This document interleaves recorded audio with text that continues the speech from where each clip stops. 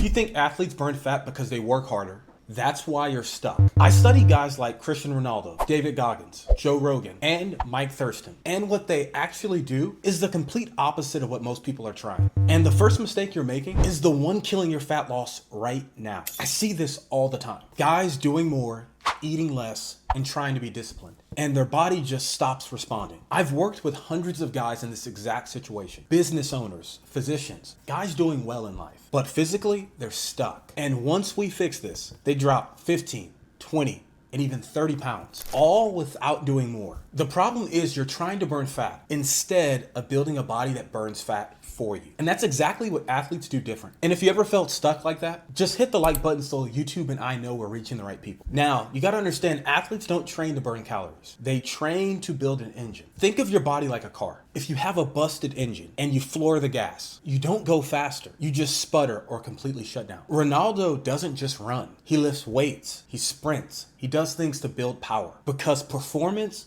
builds the engine. Muscle burns more calories than almost anything else in your body. And after 30, you lose about 3 to 8% of muscle mass per decade. So if you're not building muscle, your fat burning engine is shrinking. That's why more cardio doesn't help you lose more fat. It actually makes the next problem worse. This is where I have my guys train differently. Instead of just going through the motions, we train with intent, pushing close to failure, because that's what's actually going to signal your muscles to grow. And remember, growing muscle is what builds the fat burning engine. But even if you fix your training, that alone won't get you there. The next thing that athletes do isn't more discipline, it's more structure. David Goggins always talks about doing hard things, but what you don't see is that his life is built around structure and systems. So he doesn't waste time deciding to do things, he just executes. Joe Rogan likes to say discipline equals freedom, but he schedules everything. Training, recovery, everything is planned. The greatest analogy I've ever heard comparing discipline and structure is this. Discipline is like forcing yourself, like holding a door closed using your hand. Structure is removing the choice, like just turning the lock on your door to keep it closed.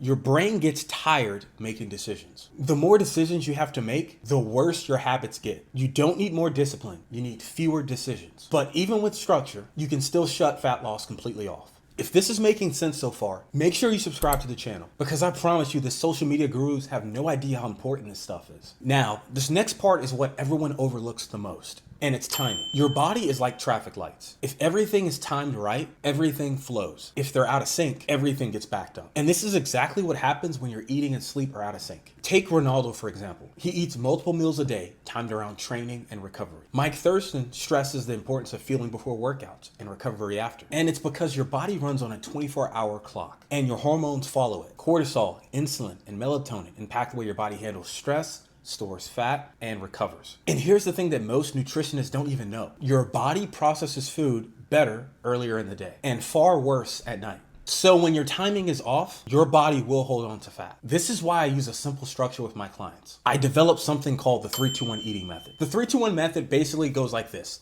30% of your calories should be gotten at breakfast, another 30% at lunch. That's the 3. 20% should be gotten at dinner. That's the 2. And then 10% should be gotten between breakfast and lunch, and between lunch and dinner. That's the 1. This aligns with your body hormonally and allows you to stay within your circadian rhythm instead of fighting it. And this is where everything finally starts to click. Athletes don't win and burn the most fat because they do more. They burn more fat because everything works together. Training builds the fat burning engine, structure removes friction, and timing turns that fat burning engine on. That's how they burn fat consistently. But here's the part that nobody tells you. You don't need to do more. You need to stop doing what's working against you. Because once you fix this, you realize something. You were never actually stuck. You were just out of sync. And that's the part most people never figure out. And if you want help actually applying this, check out the resources in the description below. Or just start fixing one of these areas that I mentioned today. And if you're not sure where to start, make sure to watch this video next.